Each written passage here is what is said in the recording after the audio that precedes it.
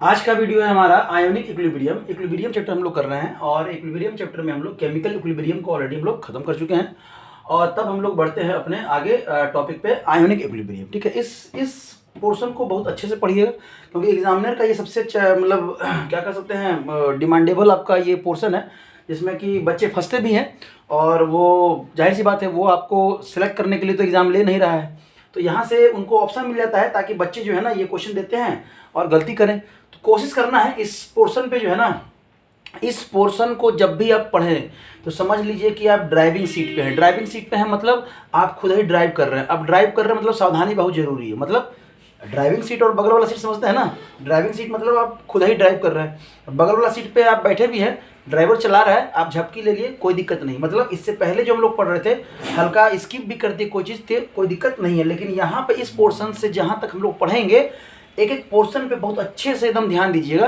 तभी आपको जो है ना ये समझ में आएगा। ठीक है, तो गलती होने का चांस कम रहेगा। चलिए, तो पहला जो है हमारा आयनिक इक्विलिब्रियम, इसको समझने के लिए सबसे पहले हम लोग समझते हैं इलेक्ट्रोलाइट्स, क्योंकि हम लोग एक्वा सॉल्यूशन में अब यहाँ पे हम लोग वर्क करेंगे। ठीक है,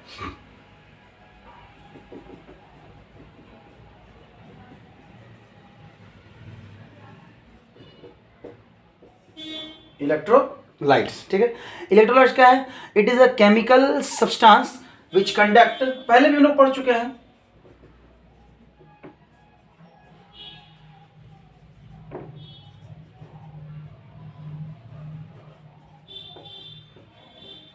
सब्सटेंस विच कंडक्ट, जैसा ही कंडक्टिविटी का बात आता है मतलब क्या कह सकते हैं आप? इलेक्ट्रिसिटी कह सकते हैं। ठीक है, conduct electricity in molten state, in electricity either in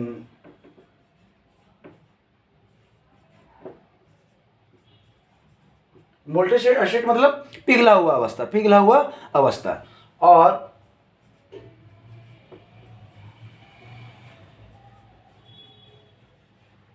aqueous solution. ठीक है, एक्वस सॉल्यूशन में मतलब ऐसा सब्सटेंस जो आपको कंडक्टिविटी शो कर रहा है मोल्टेन स्टेट में और एक्वस सॉल्यूशन में, सॉलिड में नहीं। ठीक है, सॉलिड में वो कन्वर्ट मतलब कंडक्ट नहीं करता है। ठीक है, तब है कि कंडक्टिविटी के बेसिस पे हम लोग कह सकते हैं एक्सटेंट ऑफ कंडक्टिविटी,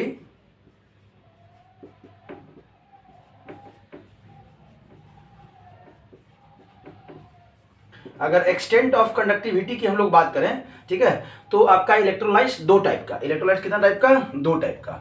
जो पहला आपका है वो क्या है? आपका वीक इलेक्ट्रोलाइट्स।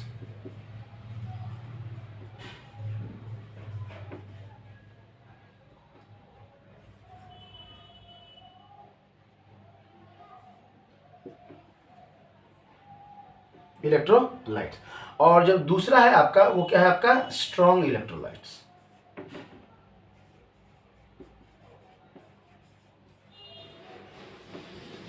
इलेक्ट्रोलाइट्स। अब वीक की बात कर रहे हैं तो वीक इलेक्ट्रोलाइट्स किसको कहते हैं? ऐसे सब्सटेंस जो 100% आयोनाइज नहीं हो। ठीक है, जो 100% आयोनाइज नहीं हो, ठीक है, उसको हम लोग कहते हैं वीक इलेक्ट्रोलाइट्स। और जो एक्वस सॉल्यूशन में 100% आयोनाइज हो जा रहा है उसको हम लोग कह रहे हैं स्ट्रॉन्ग इलेक्ट्रोलाइट्स। ठीक है, कहेंगे इसमें हम लोग कि दो substance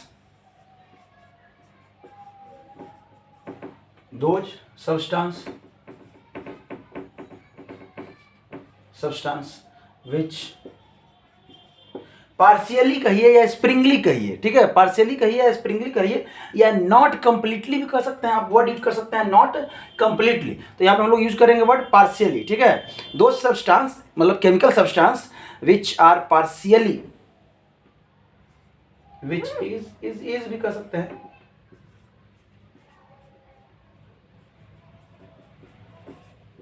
partially ionised in aqueous solution. Aqueous solution में पार्शियली आयोनाइज्ड है। चलिए शॉर्ट में नहीं लिखते, इसको पूरा कर दीजिए।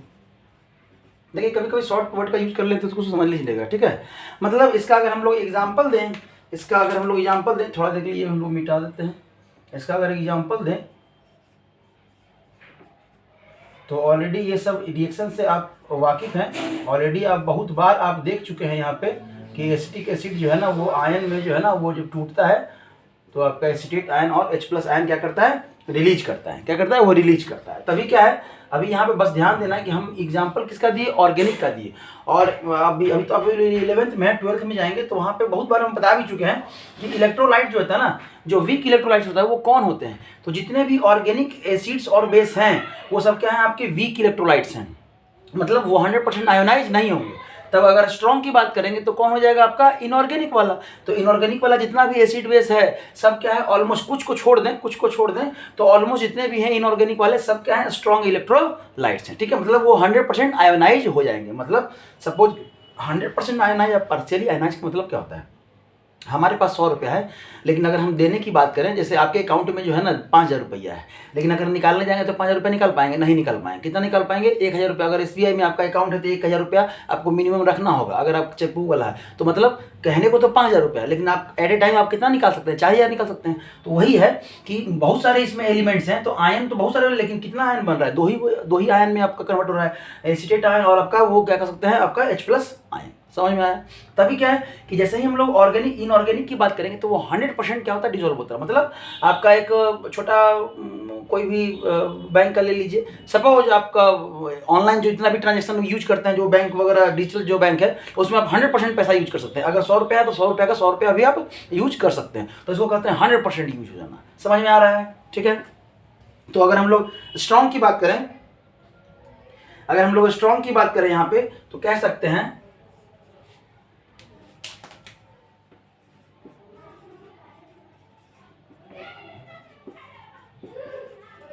अगर स्ट्रॉन्ग की बात करें तो हम लोग कह सकते हैं कि दो सब्सटेंस विच 100% या completely ionise in aqueous solution. तो कह सकते हैं दो सब्सटेंस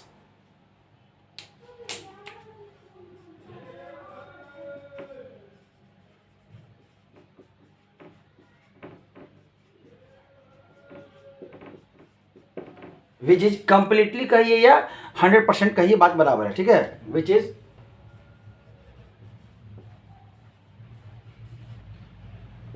completely ionized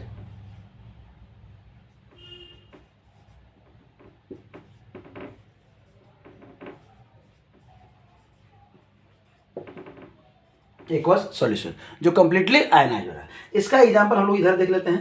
अगर इसके एग्जांपल की बात करें तो हम लोग क्या बोल रहे थे, ऑर्गेनिक आपका, इनऑर्गेनिक आपका एसिड बेस और सॉल्ट। तो अगर हम लोग सिंपली एक सबसे अच्छा एग्जांपल आपके घर में यूज होने वाला ये नमक है NaCl, जो देख लीजिए। अब ये दो इसमें एलिमेंट है और दोनों क्या हो गया, आपका आयन में टूट गया। तो ये किसका एग्जांपल हो गया, आपके स्ट्रॉन्ग इलेक्ट्रोलाइट्स का आपका एग्जांपल हो गया। समझ में आया।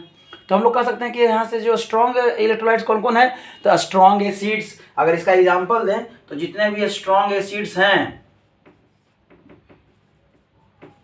स्ट्रॉन्ग एसिड्स, ठीक है, और जितने भी आप कह सकते हैं स्ट्रॉन्ग बेस हैं, स्ट्रॉन्ग बेस। और स्ट्रॉन्ग एसिड स्ट्रॉन्ग बेस किसका होता है, इनऑर्गेनिक कंपाउंड का होता है। ये तो हमको पहले से ही पता है कि इनऑर्गेनिक कंपाउंड का ही होता है आपका।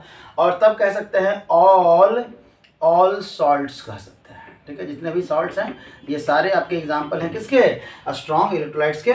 ये 100% आयोनाइज होते हैं। इसका भी एक दो का अगर एग्जाम्पल लिख लें तो ठीक है, H2SO4। आप इसका कहेंगे तो NaOH और आपका KOH कह सकते हैं, पोटेशियम हाइड्रोक्साइड और सोडियम हाइड्रोक्साइड। आपका सॉल्ट हो गया, तो ऑलमोस्ट एक सॉल्ट तो यहाँ पे लिख ही दिए हैं। और आप सॉल्ट भी कुछ भी आप यूज कर सकते हैं, ठीक है, कुछ भी आप सॉल्ट यूज कर सकते हैं। आयोडीन, अगर मरकरी का आयोडाइड है तो भी ये आपका सॉल्ट के रूप में, सॉल्ट के जैसा बिहेव करेगा। सॉरी, ये मतलब एक्सेप्ट आपका जितने भी सॉल्ट्स हैं, एक्सेप्ट आप लिख सकते हैं, एक्सेप्ट आपका CdI2, यहाँ पे भी अभी गड़बड़ हो जाता है, एक्सेप्ट मतलब जितने भी सॉल्ट्स हैं वो आपका स्ट्रॉन्ग इलेक्ट्रोलाइट्स का क्या करता है, कैरेक्टरिस्टिक शो करता है, एक्सेप्ट Cd मतलब कैडमियम का आयोडाइड और आपका मरकरी का जो आयोडाइड है, इन दोनों को छोड़ दें, इन दोनों को छोड़ दें, बाकी जितने भी हैं वो सब स्ट्रॉन्ग इलेक्ट्रोलाइट्स के कैटेगरी में आते हैं। कौन? इनऑर्गेनिक वाले, सारे इनऑर्गेनिक वाले। इसमें क्या हो जाएगा आपका वीक एसिड और वीक बेस, चाहे वो इनऑर्गेनिक का हो चाहे आपका ऑर्गेनिक का हो। ऐसे ऑलमोस्ट जितने भी एसिड्स होते हैं ऑर्गेनिक वाले वो सब वीक होते हैं, ठीक है। तब है हम लोग पढ़ेंगे आपका ionisation of weak electrolytes and ionisation constant, ठीक है। तो इसी को हम लोग यहाँ पे आप किसी किसी बुक में देखिएगा, यहाँ पे हम लोग पढ़ते हैं ओस्वाल्ड डाइल्यूशन रूल के रूप से, हम लोग लॉ के रूप में हम लोग पढ़ते हैं। क्या पढ़ते हैं? ओस्वाल्ड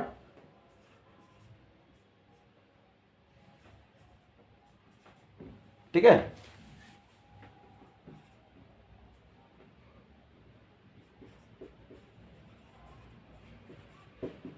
डाइल्यूशन लॉ के रूप में पढ़ते हैं, ठीक। पढ़ना सेम ही चीज़ है, हेडिंग आपका अलग अलग है, कोई दिक्कत नहीं है। तब यहाँ पे हम लोग क्या देखते हैं कि यहाँ पे अगर हम लोग बोले, ये लॉ आपको क्या बोलता है? ये लॉ बोलता है कि अगर हम लोग कोई वीक इलेक्ट्रोलाइट्स का आपका पास सॉल्यूशन है, उसको अगर हम लोग डाइल्यूट करेंगे ना, तो डिग्री ऑफ डिसोसिएशन उसका क्या होगा? इंक्रीज कर जाएगा। अब क्या है डिग्री ऑफ डिसोसिएशन समझना है, तो पहले हम लोग डेफिनेशन लिख लेते हैं। According to this law,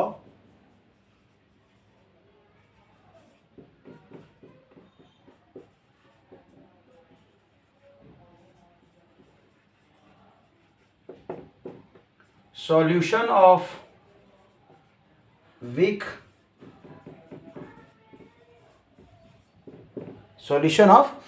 electrolytes is diluted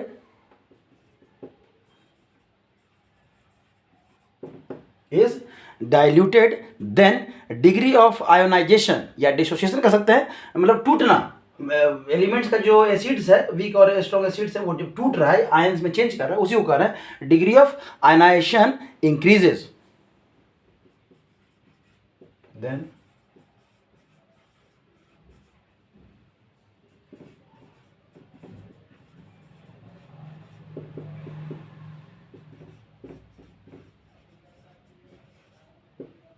degree of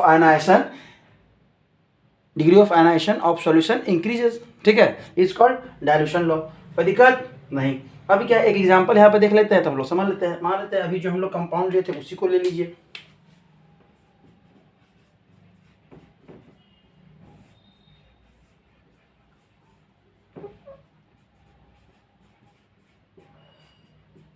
symbolic form में भी लिख सकते हैं, बुक में सिंबॉलिक फॉर्म में दिया हुआ है। आप कंपाउंड हम लोग इसको लिए ही थे, तो दिक्कत क्या था? अब है कि ये 100% तो आपका क्या करेंगे, कन्वर्ट होगा नहीं, डिसोसिएट होगा नहीं, तो कितना होगा? तो मान लीजिए कि इनिशियल में इसका कुछ तो कंसंट्रेशन रहा होगा, तो इसका इनिशियल में क्या कंसंट्रेशन रहा? सी। क्या कंसंट्रेशन रहा? सी। तो जब इनिशियल में इसका सी कंसंट्रेशन है, अभी रिएक्शन स्टार्ट नहीं हुआ है, तो प्रोडक्ट का कंसंट्रेशन क्या रहेगा? 0 कोई दिक्कत नहीं। अब है इक्विलिब्रियम की बात करें, एट इक्विलिब्रियम या कह सकते हैं आपका फाइनल। देखिए रिएक्शन में कुछ फाइनल नहीं होता है, फाइनल इन द सेंस कि जहां से आप ऑब्जर्वेशन है ना ले रहे हैं, समझ रहे हैं। जैसे मान लेते हैं आप ट्रेन पकड़े, सपोज किसी आप अपने डेस्टिनेशन से ट्रेन पकड़े और चले, और मान लेते हैं हमारा सेंट्रल क्या है? हमारा सेंट्रल है दिल्ली है, सेंटर है दिल्ली। आप कोई दिल्ली वाले ट्रेन पे बैठे, तो आप कोई जरूरी थोड़ी कि फाइनल तक पहुंचेंगे तभी आपका कहा जाए कि हाँ आप सफ़र किए हैं। आप बीच में कहीं भी उतर सकते हैं, हाँ तो कोई दिक्कत नहीं, कहीं भी उतर सकते हैं। समझ में आया? तो वही है कि किसी भी रिएक्शन को 100% तो हम लोग खत्म करते नहीं है, तो जहां से ऑब्जर्वेशन हम लोग ले लिए वही हम लोग को क्या कहते हैं? फाइनल पॉइंट कहते हैं, ठीक है। तो इसी को इनिशियल फाइनल कहिए या एट इक्विलिब्रियम कहिए।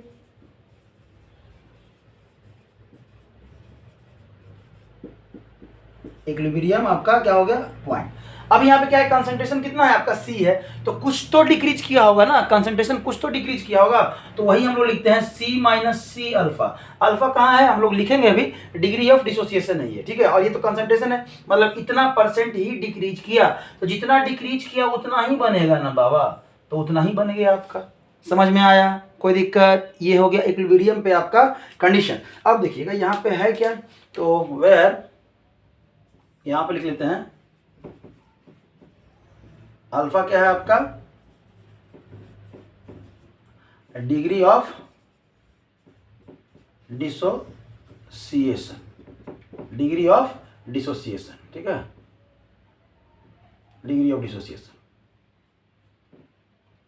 समझ में आया कि कितना डिसोसिएट किया है, कितना परसेंट डिसोसिएट। अरे वो मान लेते हैं आपके पास कितना, बचपन में हम लोग पढ़े हैं, मान लेते हैं आपके पास है 100 रुपया, कितना है 100 रुपया, और उसमें से 10 रुपया चला गया, 10 रुपया चला गया, तो ये 10 रुपया जो है ना निकालते कैसे थे, तो हम लोग क्या 100 माइनस 10 करते हैं ना, 100 माइनस 10 करते हैं, और 10% परसेंट चला गया, मान लेते हैं परसेंट चला गया, कितना चला गया 10% चला गया, 100 आपके पास है उसमें से 10% चला गया, 10% गया, मतलब उसको हम लोग कैसे निकालते हैं कि 100 माइनस 100 का कितना है 10%, तो 10% ऐसे लिखते हैं, तो ये कट गया, तो आपका क्या बचा 100 माइनस आपका 10। वही चीज़ है यहाँ पे, वही चीज़ है यहाँ पे, इसी चीज़ को समझना है आपको, यहाँ पे समझने में कोई दिक्कत नहीं होगा, ठीक है। अब ये जब मिल गया तो यहाँ से अगर इक्विलिब्रियम कांस्टेंट हम लोग लिखें तो कैसे लिखेंगे,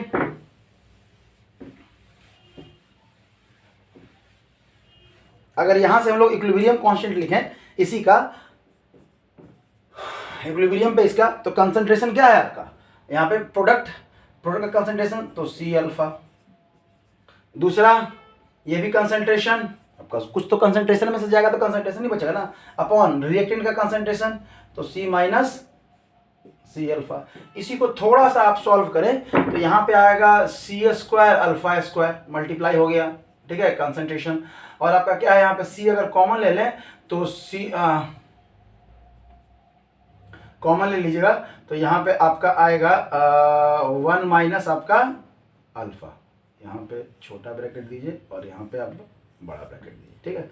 अब देखिए इस C से आपका एक C तो कट जाएगा, तो आपका बचेगा क्या, तो यहाँ पे हम लोग कह सकते हैं K equilibrium is equal to C alpha square बटा 1 माइनस अल्फा, ठीक है, कोई दिक्कत नहीं।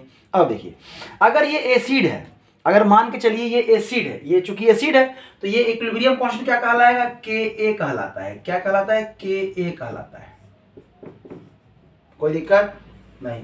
अगर हम लोग बेस का लेते, अगर हम लोग क्या लेते हैं बेस का लेते, तो उसको हम लोग क्या लिखते हैं Kb लिखते, क्या लिखते हैं Kb, तो उसका भी सेम ही लिखा था, समझ में आ रहा है। इसलिए Kb और Ka में परेशान नहीं होना है, इक्विलिब्रियम में कांस्टेंट है, आप एसिड के लिए लिख रहे हैं और किसके लिए लिख रहे हैं, आप बेस के लिए लिख रहे हैं, समझ में आया। तब यहां पे है कि अगर इफ तब है कि इफ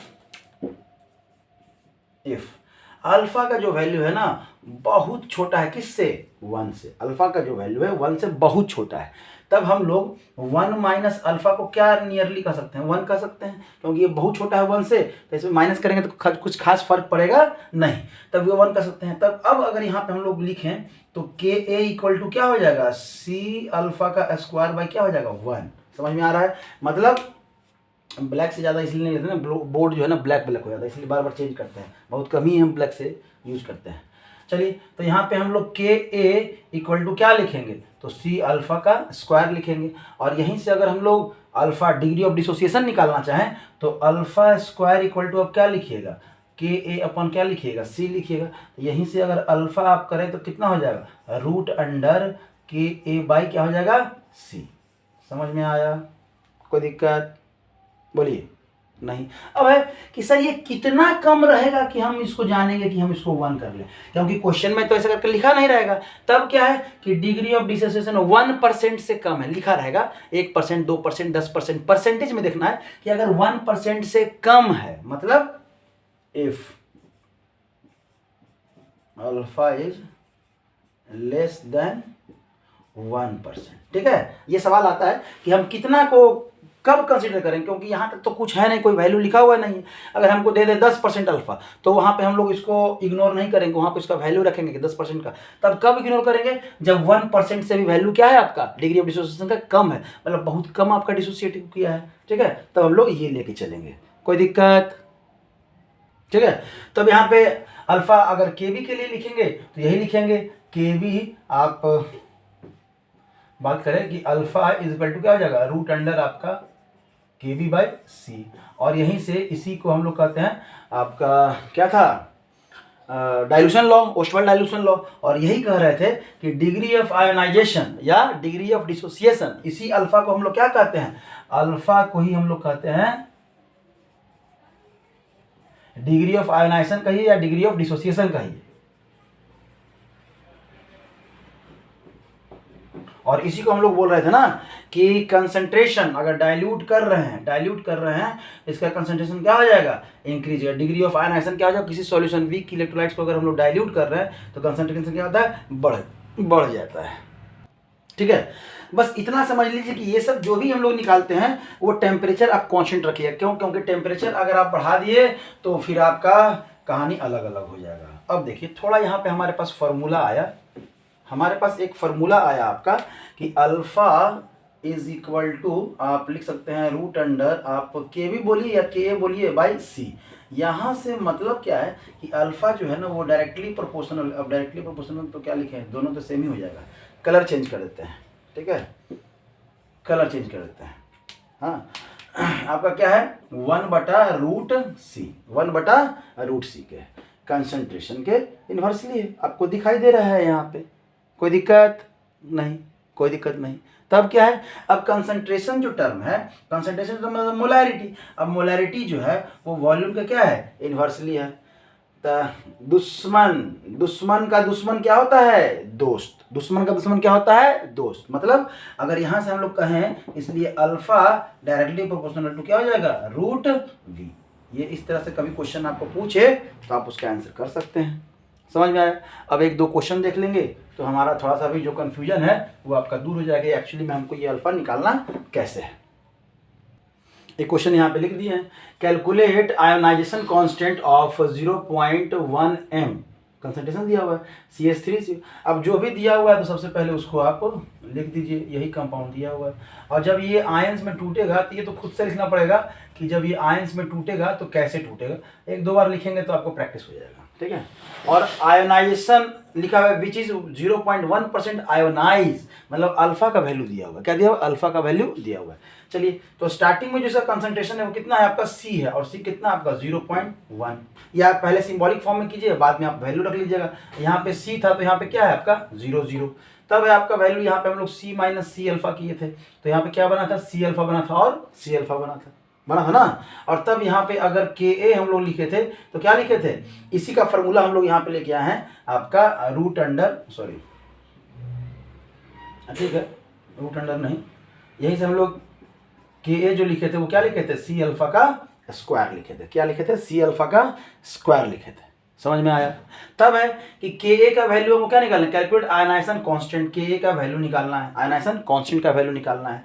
कंसंट्रेशन आपका दिया हुआ है तो कितना दिया हुआ है 0.1 इंटू, क्यों हम ये वाला वैल्यू ले लिए, ये वाला वैल्यू क्यों नहीं लिए, ये वैल्यू क्यों नहीं लिए, क्योंकि हमारा लिखा हुआ था कि 1% से अगर कम रहे, 1% से अगर कम रहे आपका तो आप ये वाला वैल्यू इसको क्या मान सकते हैं, 1 मान सकते हैं। तो यहाँ पे देख रहे हैं कि 1% से कम है और 0.1% है। कितना है, 0.1%, जो कि 1% से बहुत कम है, 10 टाइम्स कम है। तो हम लोग आसानी से इसको 1 मान लेंगे तो ये वाला फॉर्मूला आ जाएगा। और अल्फा कितना आपका दिया हुआ है, तो ये 1% दिया हुआ, मतलब आप इसको परसेंटेज को अगर आप नंबर में निकालें, अल्फा दिया हुआ है 0.1%, इसका मतलब होता है 0.1 बटा कितना होता है 100, मतलब कह सकते हैं 0.001, मतलब इसी को कह सकते हैं 10⁻³ तो यहाँ पर लिखेंगे 10⁻³ का क्या है, होल स्क्वायर। क्या लिखेंगे, होल स्क्वायर। समझ में आया? ठीक है, तभी क्या है 0.1 इंटू 10⁻⁻6 हो जाएगा। एक पॉइंट और लीजिए तो आपका K का वैल्यू 10⁻7 आ गया इसके अनुसार से, ठीक है। एक क्वेश्चन है, calculate OH ion, OH minus ion मतलब हाइड्रोक्साइड आयन कितना आयन है, मतलब कंसंट्रेशन पूछ रहा है इसका, इन इतना m सॉल्यूशन में आपका NaOH का है। तो NaOH नहीं, NH4OH, ठीक है। आप जब इस तरह से कर दिए तो ये टूटेगा NH4 प्लस और OH माइनस में, ठीक है। स्टार्टिंग में आपका क्या है तो आप इसको C अल्फा कर सकते हैं, क्या कर सकते हैं, C अल्फा कर सकते हैं, ठीक है। यहाँ पे क्या हो जाएगा 0 होगा, सॉरी C अल्फा नहीं C, तो यहाँ पे C माइनस C अल्फा कर दीजिए तो यहाँ पे क्या हो जाएगा आपका C अल्फा और यहाँ पे C अल्फा, ठीक है। तब है यहाँ पे आप इक्विलिब्रियम पे होगा तो आपका Kb इक्वल टू आपका आएगा, यहाँ पे कंसंट्रेशन ले लीजिए C अल्फा और यहाँ पे C अल्फा, वही जो फार्मूला लेके आए थे आप उससे भी कर सकते हैं, और C माइनस C अल्फा, ठीक है। चूँकि जो डिग्री ऑफ डिसोसिएशन दिया हुआ है नहीं, के भी दिया हुआ है, क्या दिया हुआ है, के भी दिया हुआ है, ठीक है। तब करेंगे क्या हम लोग, यही यहाँ पे सी स्क्वायर अल्फा स्क्वायर, फिर से एक बार हम लोग फार्मूला लेके आ रहे हैं, C1 माइनस आपका अल्फा, और यहाँ से आप कह रहे हैं कि अगर 1% से कम है तो हम लोग यानी कम लेके चलेंगे, कम लेंगे हम लोग आपका, तो यहाँ से कह सकते हैं कि 1% से अगर कम है मान के चलिए तो ये कट जाएगा यहाँ से, तो C अल्फा स्क्वायर और बटा 1 माइनस अल्फा, तो इसी को हम लोग C अल्फा स्क्वायर ले सकते हैं। मतलब यहाँ से अगर अल्फा की बात करें तो आपका क्या हो जाएगा, रूट अंडर आपका के वी बटा क्या हो जाएगा, सी, के वी बटा क्या हो जाएगा, सी। चलिए ये तो हो गया। अब आपको यहाँ पूछ क्या रहा है, आपको पूछ रहा है कंसंट्रेशन, किसका कंसंट्रेशन, OH का, किसका पूछ रहा है, OH का, तो OH का कंसंट्रेशन तो यही है ना, सी अल्फा। तब निकलेगा कैसे, तो मतलब OH अगर इक्विलिब्रियम एट इक्विलिब्रियम की बात करें तो OH माइनस का जो कंसंट्रेशन है वो किसके बराबर है, सी अल्फा के बराबर है, किसके बराबर है, सी अल्फा के बराबर है, और यही आपको पूछ रहा है, कैलकुलेट करना है। अब सी तो हमको पता है कि मान लेते हैं दिया हुआ है, लेकिन अल्फा तो हमको दिया नहीं है, लेकिन अल्फा के लिए वैल्यू है कि अल्फा को हम लोग इस तरह से लिख सकते हैं केबी के टर्म में, तो यहाँ पे क्या करेंगे, अल्फा के जगह पे यहाँ पे हम ये वैल्यू पुट करेंगे, तो के बी इंटू सी, अगर इस सी को अंदर लेके जाएंगे, ब्रैकेट के अंदर लेके जाएंगे तो ये सी स्क्वायर हो जाएगा और के बी अपॉन क्या हो जाएगा, सी, तो ये सी से सी काट दिए तो क्या हो गया आपका, रूट अंडर सी इंटू के बी। अब सी भी दिया हुआ है और के बी भी दिया हुआ है आपका, रूट अंडर, समझ में आया, कोई दिक्कत, इस तरह से आप निकाल सकते हैं क्या, OH माइनस का कंसंट्रेशन, ठीक है। अब यहाँ पे क्या हो जाएगा, ये 5√5 आई इंटू 10⁻⁻2 बाहर निकल जाएगा, क्यों, क्योंकि इसका पॉइंट 10⁻⁴ तो वहाँ से निकल गया, तो आपका क्या हो जाएगा, इसका √2 पॉइंट लगभग ऑलमोस्ट आपका 2.5 ऐसे करके रहता है, 2.5 या 2.3 ले लीजिए, इंटू 10⁻⁻2, ये रहेगा आपका कंसंट्रेशन। समझ में आया, कोई दिक्कत, या आप √5 करके भी यहाँ पे छोड़ सकते हैं। अगर इस लॉ के लिमिटेशन की बात करें तो ये सिर्फ और सिर्फ वीक इलेक्ट्रोलाइट्स के लिए ही बना है, आपका स्ट्रॉन्ग इलेक्ट्रोलाइट्स के लिए नहीं बना है, तो हम लोग कह सकते हैं कि only not applicable for strong electrolytes, या कह सकते हैं only applicable for weak electrolytes.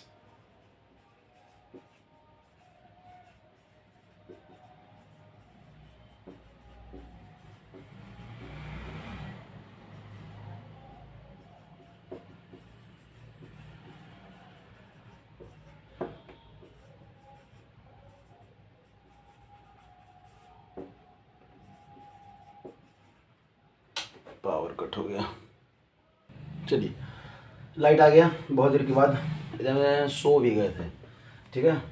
चलिए अब क्या पढ़ रहे थे हम लोग, लिमिटेशन पढ़ रहे थे इक्विलिब्रियम का, for only for weak electrolytes और not applicable for strong electrolytes, ये स्ट्रॉन्ग इलेक्ट्रोलाइट्स के लिए अप्लीकेबल आपका नहीं है, ठीक है। चलिए तभी क्या है कि इसका क्या क्या एप्लीकेशंस हैं, हम लोग देखते हैं इनके एप्लीकेशंस को, या कह सकते हैं कि फैक्टर अफेक्टिंग आपका value of degree of ionisation, तो factor affecting the value of degree of ionisation, factor affecting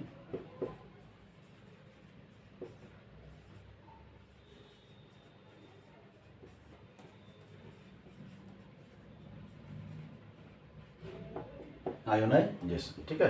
क्या क्या फैक्टर आपका अफेक्ट करता है आपके डिग्री ऑफ आयोनाइजेशन, मतलब आपका अल्फा को, ठीक है, अल्फा को क्या क्या अफेक्ट करता है। सबसे पहला तो है टेम्परेचर, भाई टेम्परेचर के साथ तो हर चीज़ का आपको देखना ही पड़ेगा, तो अगर हम लोग बात करें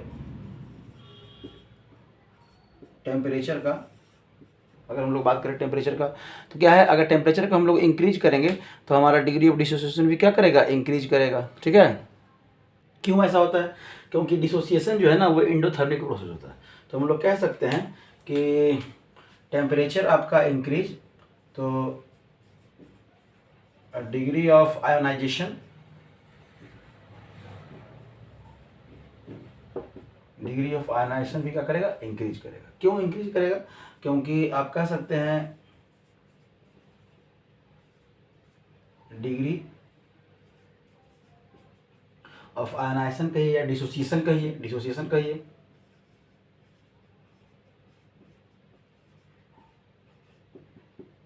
ठीक है, dissociation is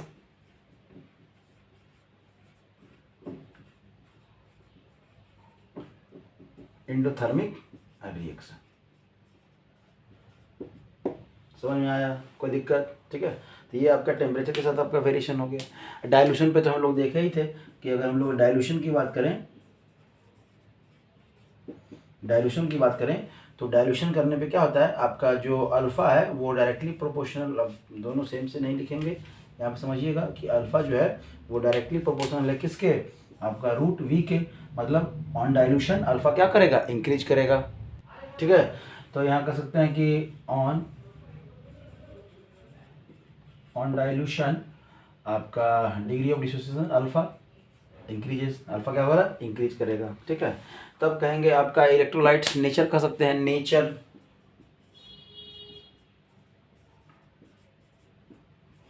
nature of electrolytes. ठीक है, नेचर ऑफ इलेक्ट्रोलाइट्स की अगर हम लोग बात करें तो अगर स्ट्रॉन्ग इलेक्ट्रोलाइट्स है,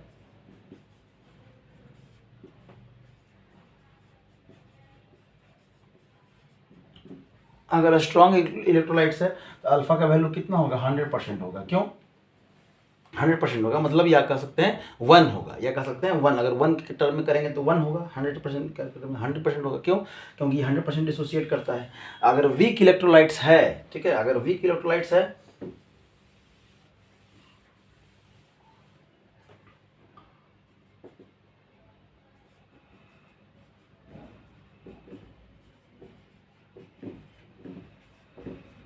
अगर आपका वीक इलेक्ट्रोलाइट्स है तो क्या हो जाएगा, आपका अल्फा जो है ना वो कम रहेगा, अल्फा का जो वैल्यू है वो कम रहेगा किससे, 100% से। जाहिर बात है, पार्शियली डिजॉल्व होता है, पूरी तरह से डिजॉल्व होता नहीं, 100% आपका डिसोसिएट करता नहीं।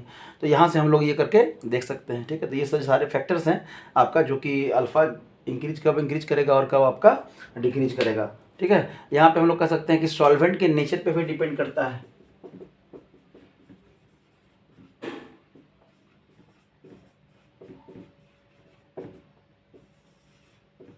नेचर ऑफ क्या हो गया आपका, सॉल्वेंट। अब नेचर ऑफ सॉल्वेंट क्या, तो डाई इलेक्ट्रिक कॉन्स्टेंट सॉल्वेंट का इंक्रीज करेगा तो अल्फा का वैल्यू इंक्रीज करेगा। तो आप कह सकते हैं डाई इलेक्ट्रिक